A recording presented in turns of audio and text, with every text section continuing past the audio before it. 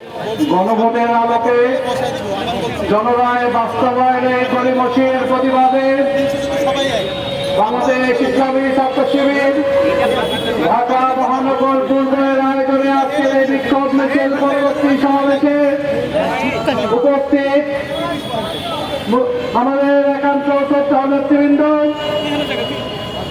জাতির বিবেক, সাংবাদিক বন্ধুগণ এবং সংগ্রামী ঢাকাবাসী, আসসালামু আলাইকুম ওয়া রাহমাতুল্লাহি ওয়া বারাকাতুহু।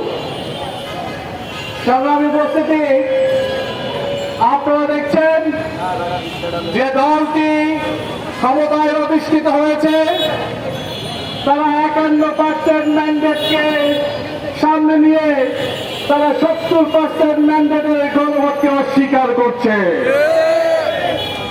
আমরা খুবই অবাক হই, নির্বাচনের আগে তাদের যে বক্তব্য ছিল এবং নির্বাচনের পরে যে তাদের বক্তব্য, তাদের মধ্যে আমরা কোনো মিল খুঁজে পাই না। তাদের 31 দফার প্রথম দফাটি ছিল সংবিধান সংস্কার নিয়ে, অথচ তারা সংবিধান সংস্কারের বিষয়ে তারা কোনো কথাই বলছে না। তারা বলতে চাচ্ছে সংবিধান সংস্কার হওয়া সম্ভব নয়। তাদের 2 নম্বর 31 দফার মধ্যে দ্বিতীয় দফাটি ছিল দল নিরপেক্ষ তত্ত্বাবধায়ক সরকার ব্যবস্থা, তারা সেটিকে অস্বীকার করতে যাচ্ছে। আমরা গণভোটের মাধ্যমে জনগণ যে ম্যান্ডেট দিয়েছে তার মধ্যে ছিল দুদক, পিএসসি, নির্মাণ সহ সাংবিধানিক এবং সংবিধিবদ্ধ যে পদগুলো রয়েছে সেগুলোতে একটি আলাদা কমিটির মাধ্যমে সেগুলো নিয়োগ হবে, অথচ তারা সেগুলোকে অগ্রাহ্য করে তারা চাচ্ছে প্রধানমন্ত্রীর হাতেই সকল ক্ষমতা ন্যস্ত করতে। জুলাইয়ের আকাঙ্ক্ষা তো এটি বলে না। সারা বাংলাদেশের মানুষ এই বাংলাদেশকে মুক্ত করার পরে আমরা যে নতুন বাংলাদেশের স্বপ্ন দেখেছিলাম, সেই বাংলাদেশে আবারও আওয়ামী ফ্যাসিবাদের কোন দৃষ্টান্ত আমরা দেখতে চাই না।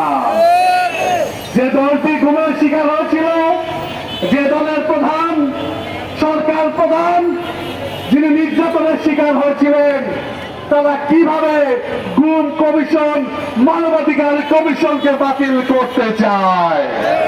এর মাধ্যমে সুস্পষ্ট যে তাদের হাতে বাংলাদেশের ক্ষমতা নেই, এই ক্ষমতা চলে গেছে বিদেশি তাবেদারদের হাতে। আমরা স্পষ্ট করে বিএনপিকে বলতে চাই, যদি মনে করেন ক্ষমতা টিকিয়ে রাখার লোভে ভারতের তাবেদারি করবেন, তাহলে যেভাবে বাংলাদেশের মানুষ আওয়ামী লীগকে দেশ থেকে জানিয়েছে, বিএনপিকেও তাড়াতে তারা কুণ্ঠাবোধ করবে না। সুতরাং সময় থাকতে জনগণের ম্যান্ডেটকে সম্মান দিতে শিখুন, জনগণের জনরায় বাস্তবায়ন করতে শিখুন, না হলে অতি শীঘ্রই বাংলাদেশের জনগণ আপনাদেরকে দেশ থেকে বিতাড়িত করে দেবে। শহীদ পরিবারের নেতৃবৃন্দকে সাথে নিয়ে সারা দেশের সকল রাজনৈতিক দলগুলোকে সাথে নিয়ে আমরা জুলাইয়ের আকাঙ্ক্ষা গণভোট বাস্তবায়নে এদেশের মানুষকে সাথে নিয়ে এগিয়ে যাবো ইনশাআল্লাহ।